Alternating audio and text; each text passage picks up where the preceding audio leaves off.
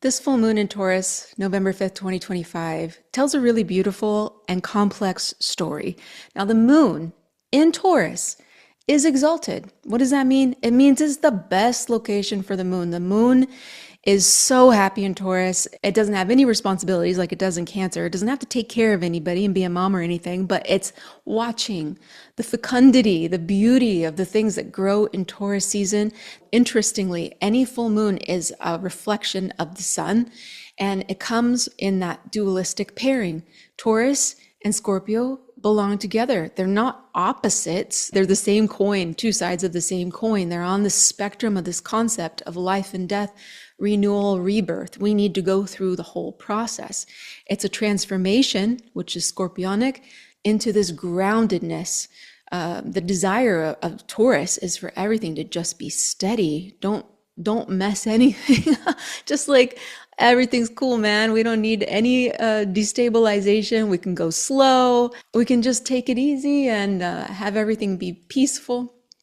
So if that's on one side, the other side has to be unstable in order for stability to exist. This full moon has so many aspects to it, which are complexifying it. It's not even probably a word, but it feels complex.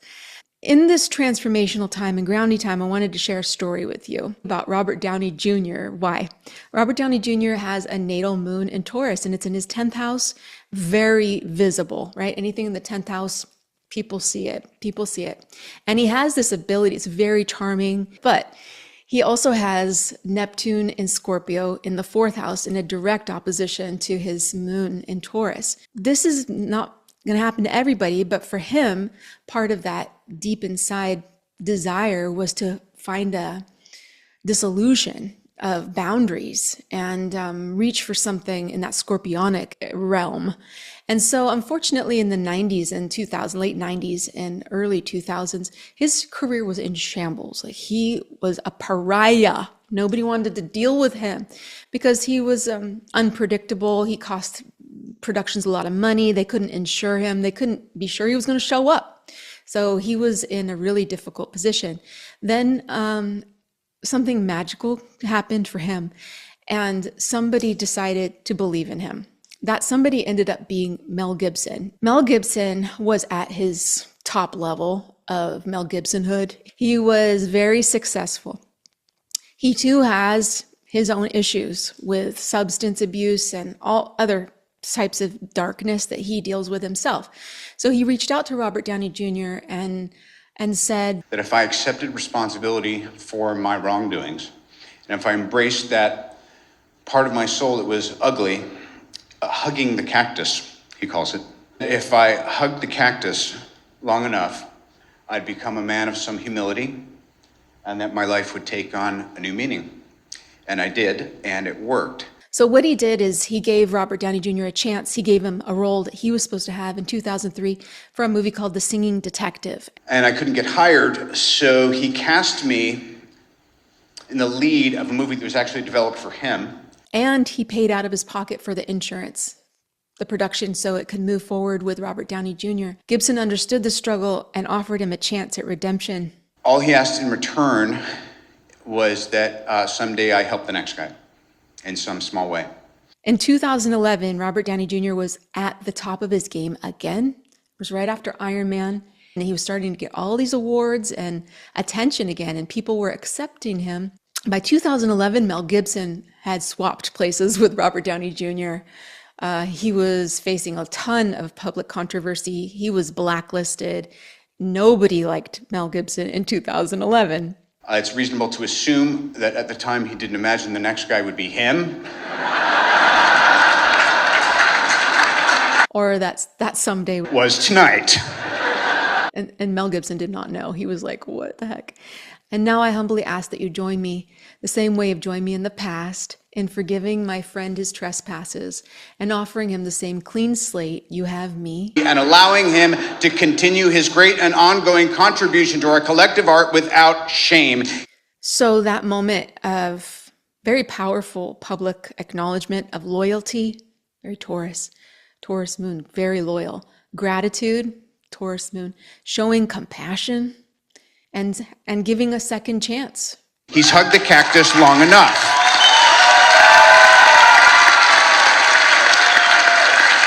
Even though this was a destabilizing, scorpionic experience for both of them, they counterbalanced it with giving a foundation, giving support, giving a safe place, a tree to sit under, to get your bearings again.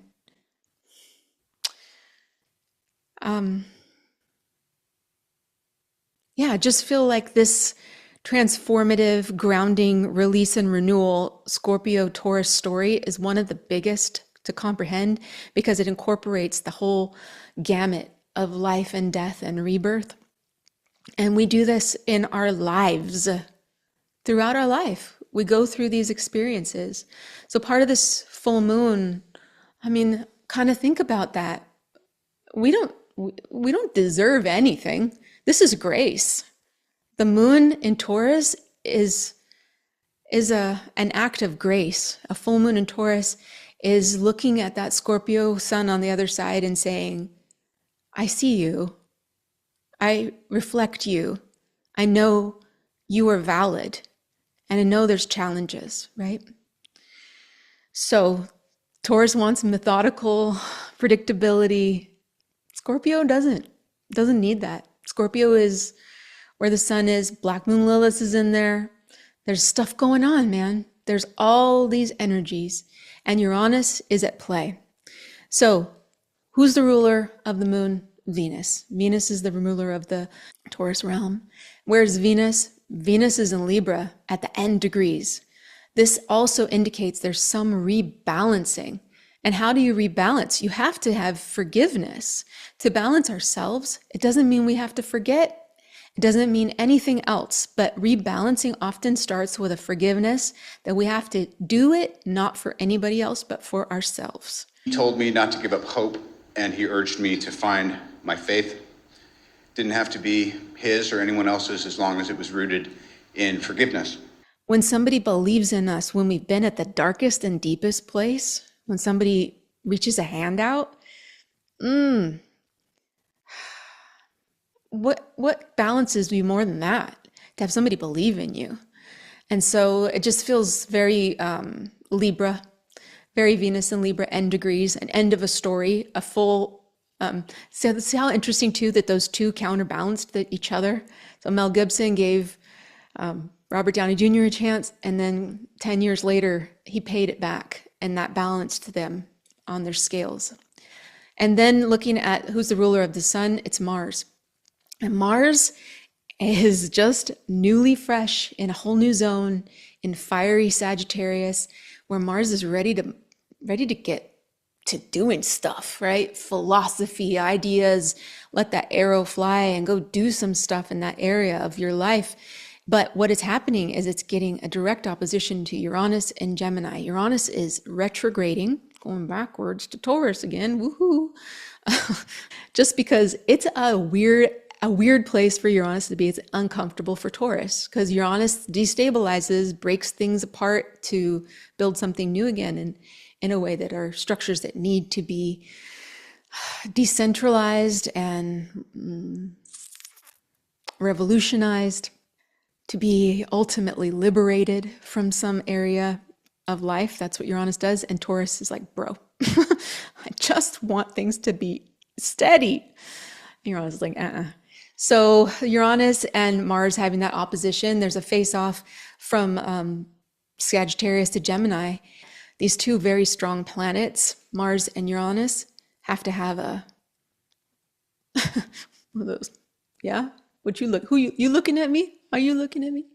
What does that do? It creates tension between action and sudden change. So restlessness, impulsivity, we're being pushed to act and we don't really know if we're ready yet, or words, too much information, too much that destabilizing, world news, Gemini information, messing with the desire for action and having this purpose, Mars purpose in Sagittarius. Unexpected obstacles here for Mars as it enters a new area for the next whatever period it's in there, about 6 weeks. But positively, we can channel it. We can channel that energy into innovative problem solving, probably breakthroughs and decisive action, maybe seeing those things for what they are and then being able to make a decisive, active choice. In the Sagittarius area of your life, it has to do with your philosophies and your optimism, higher learning, and it's the Gandalf, I think Gandalf, and that's Sagittarian. Uranus enters back into Taurus on November 7th. So it's really literally right after this full moon. So the destabilizing themes will come back up again: security, values, self-reliance, personal freedom, money. I wouldn't be surprised if there was something going on in the markets. It reckons back to 2018. So we are finishing this story. Whatever's been initiated and around 2018 that's been building for you in that area of your life of Taurus that's been destabilized in some way or another, this is it. This is our time to really re-evaluate what that meant for us. And as a final review, a consolidation, independence from these one sort of shadow side of Taurus is not acting. You know, it's safe. I'm going to stay here. I feel comfortable. And Uranus is something that will just say, no, time to get off your butt and move. Let's do something else here. So it's a last opportunity while Uranus is in Taurus to contemplate, integrate the lessons. Another thing that's actually positive in this lunation is Jupiter trining Saturn. Jupiter is exalted up in Cancer. Very good placement for that. Jupiter brings optimism, happiness, joy, love in the Cancer area. It's very, very happy there and can translate some insights for us. The lessons become practical with a little bit of Saturn juice, and those things are blending together, the expansion and freedom with responsibility. I don't usually do this for full moons because there are two different Sabian symbols, but I really wanted to see what was the moon speaking to. And the Sabian symbol is Taurus 14, shellfish, groping, and children playing. I like Rudyard's version of it better. On the beach, children play while the shellfish grope at the edge of the water.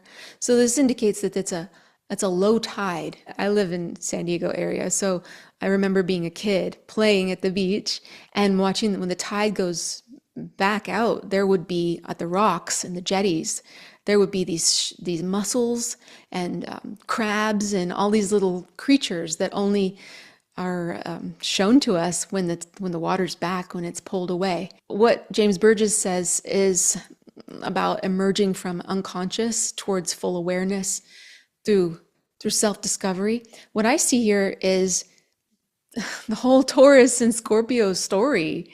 Children playing while something else is potentially suffering, right?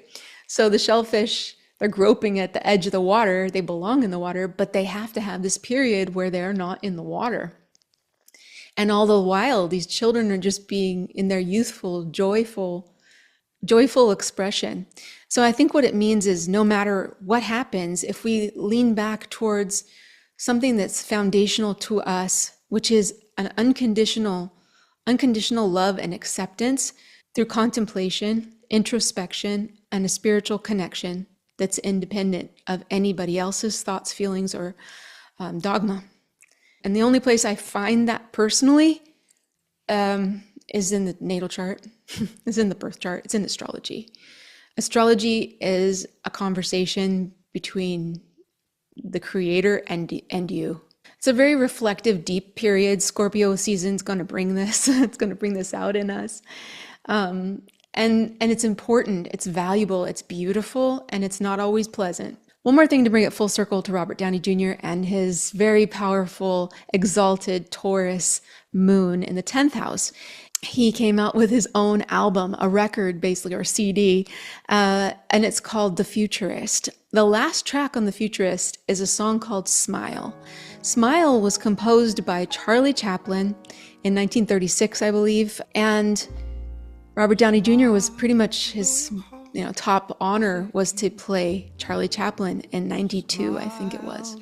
It's a song of perseverance. It's a song of just that Taurus stubbornness to continue on, even though things are difficult. We got to keep going. I'll share a few of the lyrics with you just in case you need to hear it too. Smile, though your heart is aching. Smile even though it's breaking. When there are clouds in the sky, you'll get by. If you smile through your fear and sorrow, smile and maybe tomorrow you'll see the sun come shining through for you. You'll find that life is still worthwhile if you just smile. It's powerful, it's perseverance, it's pushing through the difficulties and remembering that there's always light on the other side of any potential darkness. And that darkness is okay too. It's got its good sides. Anyway, I like you just the way you are. Hope you have a beautiful full moon in Taurus, and I'll talk to you next time.